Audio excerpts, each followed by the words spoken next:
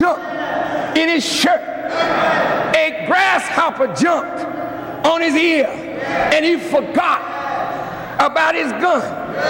He forgot about his club. He didn't give a doggone about his badge, because he couldn't say to the grasshopper, stop in the name of the Lord.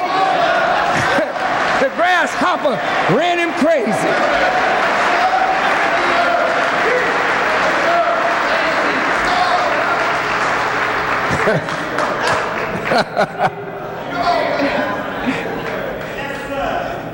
The grasshoppers were so mean that day. The man that was selling hot dogs and burgers and beer, the grasshopper got in the hot dog, got in the burger, closed his stand down. The grasshopper jumped on the patrons, saying, hit that ball, hit that ball. But when the grasshopper got him, he forgot about the ball, went to smacking and going on till the grasshopper drove him to distraction. So he said, let's get up and get on out of here. Everybody started running for the door, but it created a jam at the door. Grasshoppers had them running. Grasshoppers had them hopping. Grasshoppers had them jumping. But when they got to the door, they began to crush each other. And some died in the crush just from a grasshopper. But the white man with his gun couldn't shoot the grasshopper. The white man with his stick couldn't beat the grasshopper. Surely they have no power when you compare their power to the power of Almighty God. And whatever they have of power, He gave it to them.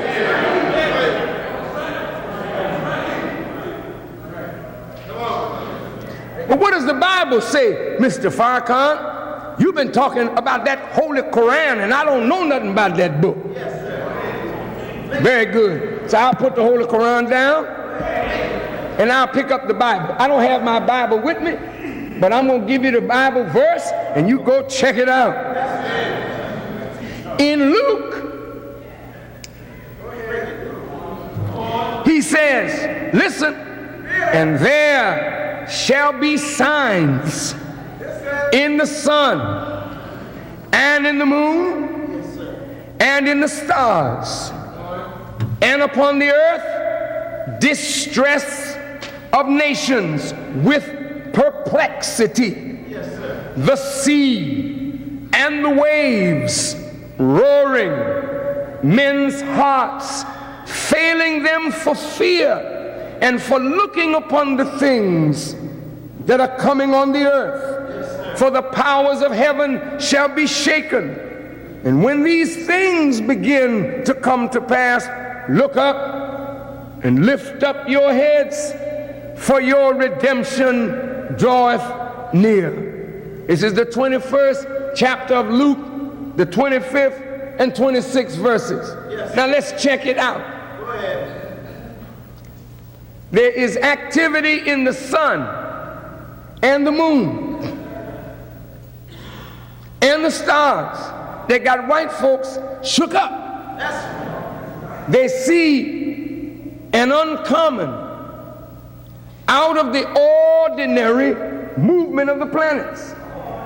They see them lining up. They say, what does this mean? They see sunspot activity on the surface of the sun, and the sun belching out fire from 10 to 30,000 miles from her surface. Think about the sun, a ball of fire with sun rays of balls of fire shooting out from the surface of the sun 30,000 miles. The earth is 7,926 miles in diameter, approximately 8,000 miles. So 4 times the diameter of the sun, of the earth. the sun is shooting out flames of fire. When that happens, it disturbs the atmosphere and cuts into the communications. It brings up storms. Storms on the sun brings up its counterpart. It begins to blast with weather that burns the earth. Oh yeah, brother. There will be signs in the sun, in the moon, and in the stars. That moon out there that we have in the flag, that moon represents equality because it equalizes the waters of the earth. Yes, sir. The waters of the earth approximately cover 3/4 of the earth's surface. Yes, that's right. 139,685,000 square miles of water. If the water could seek its level, it would drown out civilization, but the moon keeps the water coming up, churning, where it doesn't drown civilization. But when there's strange activity with the moon, then the sea and the waves begin to roar. God brings up storms, and the submarines can't stay down in the depths. There is no submarine that can stay under the water. When God takes winds and whips the water in a circular motion, and every time the winds make a circular motion, they whip the waves around, and what is on the bottom begins to come up to the top. And when it reaches the top, it comes up almost vertical. Then the water parts and then comes and claps its hands. And the submarine is gone. The big ship is gone. You have no power. When Allah begins to disturb the elements, the sea and the waves roaring. Look, and on earth, distress of the nations with perplexity. All the nations are filled with distress. Let's take America, for instance. Where we live, we better start at home, then spread abroad. What is happening in America? Distress. The president can't balance the budget. The dollar steadily falling. The fabric of the society pulling apart. The homes being broken by divorce. A woman at the head of 53% of black families. Husband and wife gotta go to work to support the family. Nobody home to mind the children. Children minding themselves, growing up by television. Distress of the nations with perplexity. Perplexity means confusion. Now the sea and the waves roaring has a metaphysical or spiritual meaning. You know what can happen when the sea out there begins to roar. But what about a sea of people? When they are dissatisfied, they go out to the airport with their picket signs saying, "We got no justice." What about the people that say respect for life? No more abortions. And what about those who say we want the right of choice, clashing with each other? What about the gay and lesbians marching in every city? We want our rights. Give them to us now, baby. Or we'll march on you, honey.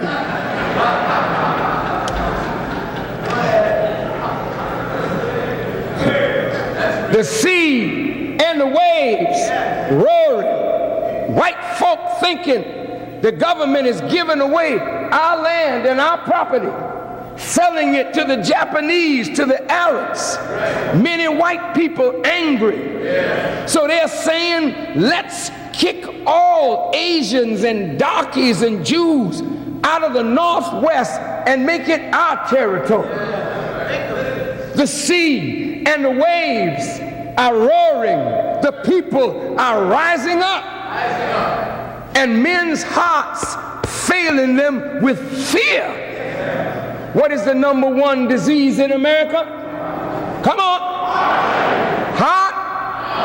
Heart attack. Young man says to his wife, see you, baby. I'm going on to my bank job. I'll be back this evening round about the regular time. On the way to work, driving down the outer drive, he clutches his heart. He can't hold on to the steering wheel. He goes into the next lane, then over into the lane of the traffic coming in the opposite direction. He dies at the wheel and kills 4 more. Heart attack. What brought on your heart attack? What brought on your high blood pressure? What brought on the stroke, the trauma, the shock? It's the hour of judgment, and the stress in that hour is unbelievable. That's what got Whitey going crazy. It's stress, trying to hold up his world. He said the niggas are rising. Tell Reverend's chicken foot, go down into the ghetto and stop them from rising. If chicken foot can't do it, call Reverend Hogmaw. Tell him that he should unite with chicken foot and get a rabbit's foot and pray that they can keep the niggas from rising.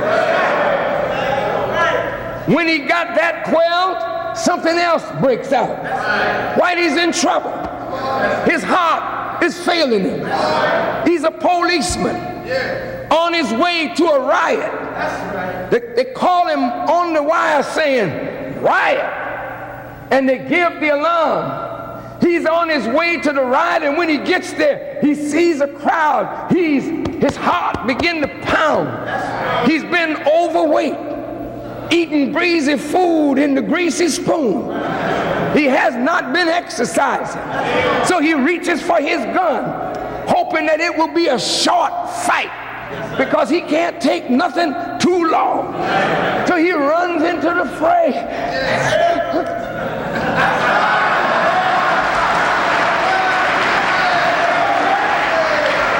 Heart attack. This is why Whitey didn't want Jesse as a vice president. A heartbeat away. Whitey can't take that, because Mr. Bush may be prone for something like that. He's a nice guy. And a few terrible things happen to the nice guy. He go in the situation room and can't take the situation. Boom, a black man is president. Can you see them swearing in Jesse?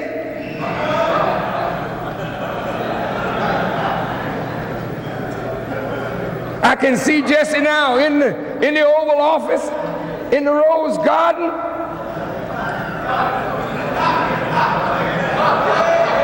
White folks with their lips turned down. Black folk rejoicing over some white man dying and a black man is president. Race riots break out all over the country. A nigger is in the White House. There's a nigger in the White House. What is our country coming to? So they said, no way. No way. We're not going to let Jesse Jackson get no vice presidency. Heart attack is serious. It's striking black and white, rich and poor. Young people today, stressed out. Look at you, brother. Young people can't handle it. Look at this. God created us. He says in the Quran that he created us to face difficulty. The Quran says all of us that come into the world, difficulty is going to accompany life. You want life, you want difficulty. Life was never meant by God to be easy. If life was easy, then it wouldn't allow you to bring out your qualities. When you are tested the severest, that's when you see who you are. So God says he created us not to turn our back on difficulty, but to face it. And to face the difficulty means to summon the power of our being, all our knowledge, and we face that difficulty, summoning our strength to go against that difficulty until we overcome it.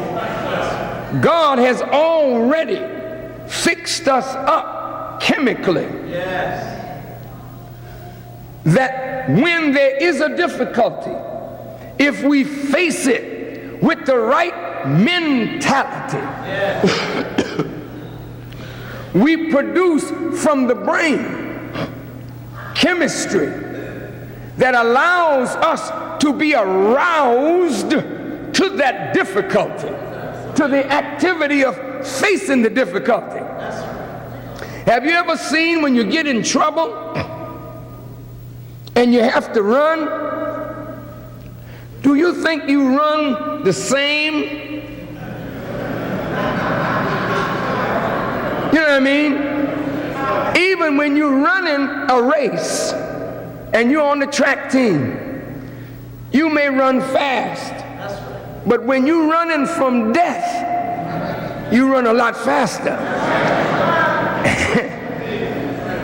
Is that right?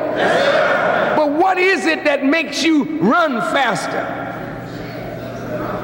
Come on, sisters. Your baby is threatened.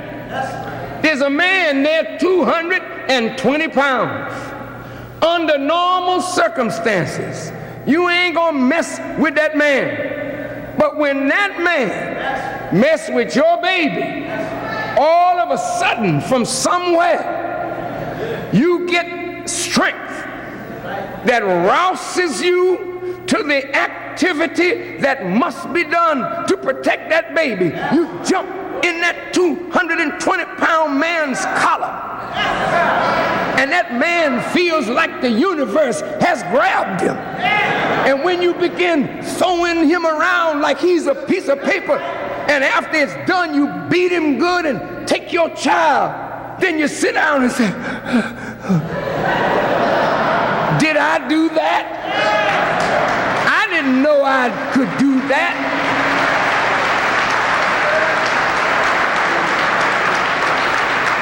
Under normal activity, you may run up to a fence and struggle to get over it, but let you snatch a pocketbook and police see you, Jack, and he's coming and you know you've been caught before, and he told you if he catch you this time, you're going away for a long time. Jack, you almost leaped that fence with a single bound. You said, good God Almighty, Superman to the rescue.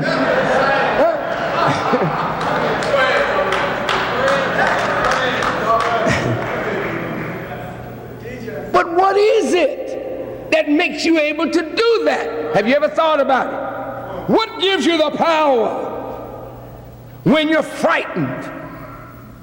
What arouses you to the activity to overcome things that you think are insurmountable?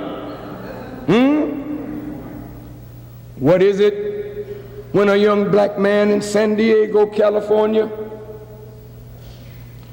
was accosted by 4 or 5 policemen, and they were trying to kill him, and he knew if he didn't fight, they would kill him. So that man struck at the policeman, got his gun, and killed 3 of them. When he went to trial, the evidence was so overwhelming against the police, they had to let the boy go. You understand? But what rousted him to the activity? That he could take on 5. Huh? That's right.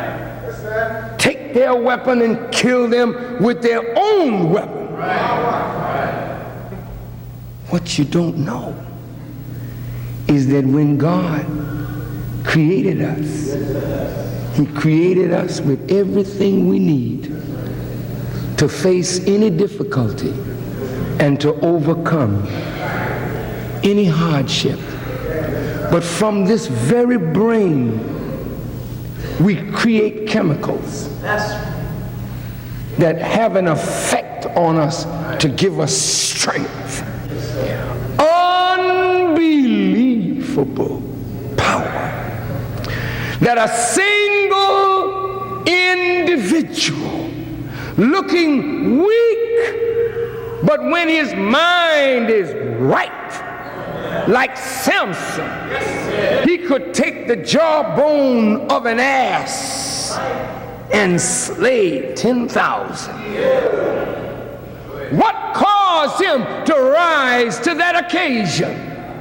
Is he some superhuman dude that we can read about in Scripture but never meet in life?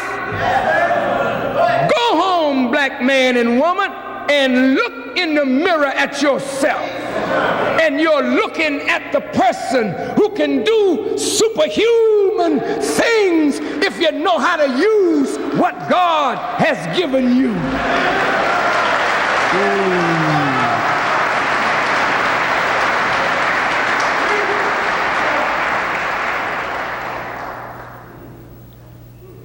Check this out.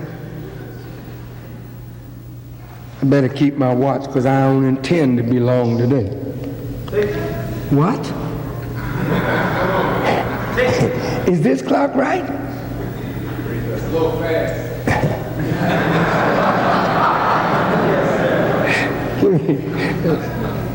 Give me a couple more minutes. Go ahead.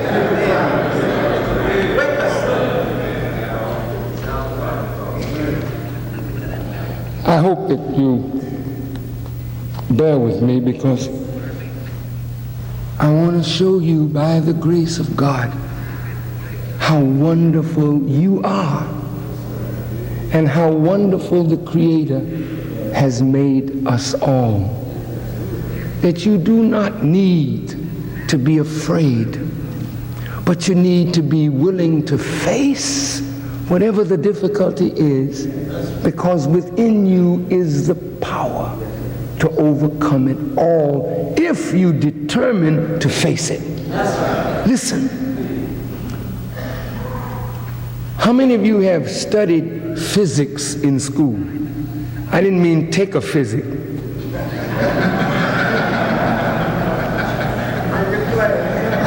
How many study physics?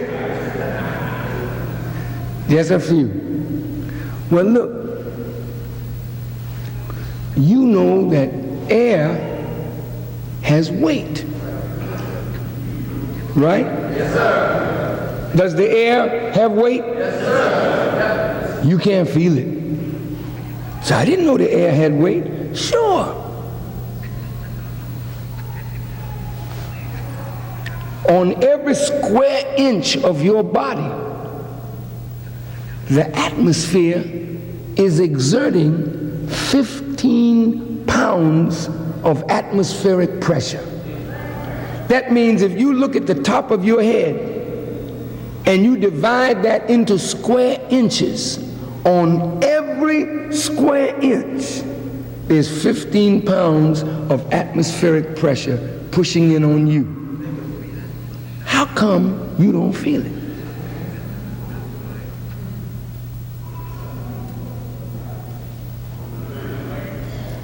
Isn't it marvelous that you got that kind of pressure on you and you walked in here today like you didn't have no pressure? All this weight hanging on your head and you didn't say, can I? You just came on in, didn't you? Isn't God great? He gives you pressure, but he shows you how to carry it. So God so constructed the human being that he's got pressure pushing out from the inside equal to the pressure pushing in from the outside. So in the equalization of that pressure, you feel no stress. Isn't that wonderful? Showing you that a God who can create pressure for you and yet equalize that pressure would never allow you to have stress without that which can equalize the pressure that comes from stress. But if you don't look in the right direction, surely man is in loss except those who believe. Let me get to that later. I just want to lay it. All right, now, what is this thing called stress? Everybody's stressed out. You got stress? I got stress. You got stress, sister? I got stress. Even these little babies, young children, show signs of stress. You go in your house, I'm talking to the youth now. You hear your mother and her boyfriend, or your mother and your father arguing. You go to your room, if you got a room. You try to close the door. You act like you don't, I don't want to hear it. But your mother and your father are fighting. Then your father hits your mother, knocks her down. You hear her scream. You run out of the room. She grabs the butcher knife. You say, Mommy, don't kill him. Don't kill him, Mommy. Your father smacks her some more. He leaves the house. Your mother's crying, telling you, I'm going to kill that so-and-so. When he come back tonight, I'll get him. I'll get him. And the child is looking at all of this. And the child feels what? Stress. That's not natural pressure. That is a pressure that the child does not have the knowledge to allow him to handle that. You see what I'm saying? Yes, sir. You got circumstances coming up in your life today that you don't have the knowledge to handle. And when those circumstances come up, say you're a devoted husband, you work hard all day, you get sick on the job, you come home unexpectedly and find your best friend in the bed with your wife. Stress. You ain't got the knowledge.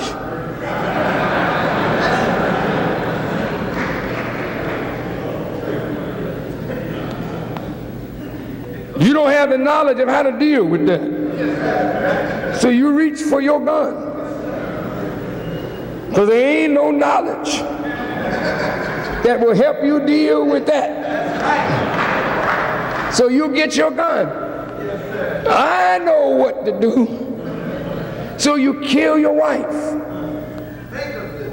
Kill her lover. Now you've made your children orphans, because when you kill the mother, now the father is in jail and the children gotta go from house to house, living in foster homes. But the stress that's on the young is not like the stress that's on the old, because you lived a little bit. But they are just coming to life, and the world is coming down around them. And they have no way of handling the stress. You don't have no way of handling stress, black man. You go to get a job and you got it. You get married, your wife is looking for you to bring the money home. You get busted, fired. You come home, you tell your wife, I got fired today, baby. You got 6 children. You wonder where your next meal is coming from. Social Security or welfare checks. You have to go down and stand in line and suffer the indignities of people questioning you and talking to you like, what are you doing here? You gotta suffer all that indignity just to get a doggone check. And when the check comes, it's not enough to do anything with. So you're stressed out. You're stressed. And the more you're under this stress, your physical body begins to deteriorate under that stress. See? Yes, sir. The incapacitating effect of stress creates a need, a dependence on things outside of self. Are you listening? Yes, sir. Yes, sir. The body responds to stress normally by producing natural chemicals which have the same properties as morphine and heroin. The body produces this. Listen, the body, I'm going to say it again, right from the brain, when the stress is normal, the brain says, my man needs to cool out. Sister, you need to just cool out. So the brain manufactures chemicals which have the same properties as morphine and heroin. It calms you down, it sedates you naturally. But if the body's stress response is exhausted, that system that is to give you what you need, if that system is exhausted, then the person has to look outside of himself to quiet himself or to comfort himself in a time of stress. Look, black man and black woman, it is unquestionable, says the Urban League in their State of Black America, it is unquestionable that black Americans suffer an inordinate amount of stress. We can therefore speculate, they do, but I say it with truth, that black people are disproportionately represented among drug-dependent users because of unbearably high stress. It's stressful to be black in a white man's world. It's stress, man. When you got to go to school and learn something about white people and learn nothing about yourself, that's stress, man. Let me tell you. Y'all all right? It is a human need to be loved, to be wanted, to feel like you belong. But in America, if you're black, what you hear all day long is that a black man ain't nothing. A nigger ain't nothing. You ain't never gonna be nothing. So all day long you're feeding on that kind of food. And your nature calls out for you to be loved, to be wanted, but you are rejected. Nobody wants you. Mama tells you, go on out, boy. Her boyfriend is in the house. She don't want you around. You want to stick around because you don't like that man being with your mother. So you stick around trying to see what that man gonna do, and your mother comes up and says, boy, get on out. Go on out and play. Well, I want to stay home. Did you hear what I said, nigga? Get your up out of here and get on outside. Well, you now know, you ain't no fool. You know what that man is doing to mama. All the while you out in the street, your mind is stressed. You walk down the street with a sour look.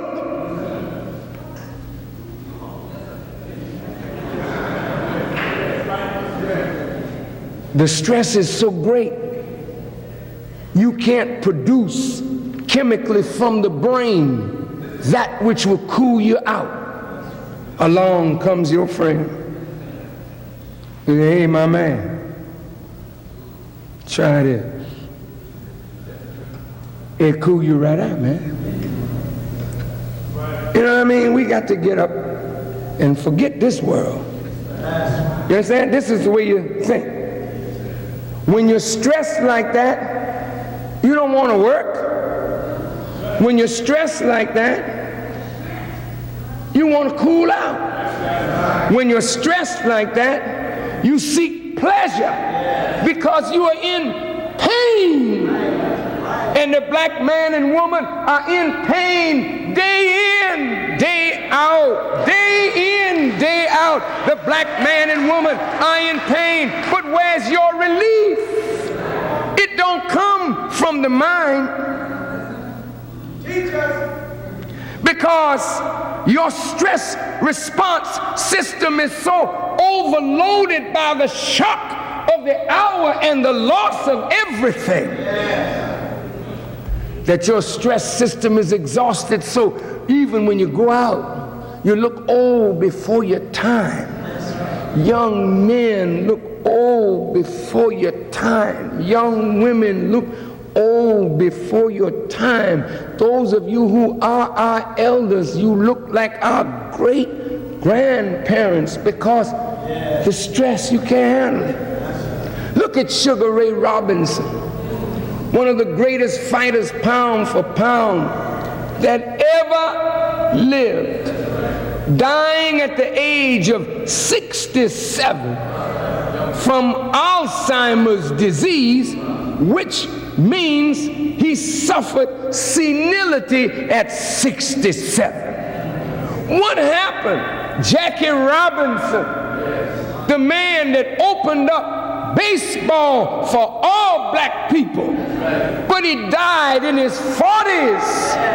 Why did he die so young? The stress of being called nigger day in and day out, and he had to hit the ball and make a home run and catch the fly ball and slide into home. He had to please white folk, dazzle black folk, while they was throwing black cats on the field and tell him nigger this, nigger that. When Hank Aaron was about to break Babe Ruth's home run record, he got telephone calls. Nigger, don't you do it? Nigger, if you do it, we'll kill you, nigger. But he broke the record. He beat the white man's record. But look at the stress on him. Look at the pain on him. So we die young. Look at Charlie Parker. Look at Coltrane. Look at all our great singers of song. They die young. You see them with money, but it ain't money. The world gives them stress, and they can't find no relief nowhere. Pain everywhere. So the white man comes, bringing the white lady. The white lady called cocaine. This will ease your mind. Basketball players working on the sand lot. As young boys learning how to play ball because this is the only way you can get out of the ghetto. So they work. Somebody comes along and says, nigga, not nigga, Mr. So-and-so. They'll always call you Mr. So-and-so when they want your nigga after they get you. Oh man, you know I'm saying it right. That's right, it is absolutely right. Look, man, they get you down in these colleges, you playing ball. They get you in the big time, you play for the Bulls, you play for the Celtics, not hardly. Not unless the bird gets sick. Now that the bird can't fly, rather than die, they got black folk in there now. But you go up so fast, and you can't handle fame. Fame brings stress. Money brings stress. If you never had none, you got stress from not having none. Of course, I'd rather have stress from having some than having stress from having none. But, brother, when you got money, that's stress. Because everybody got a game, got a plan.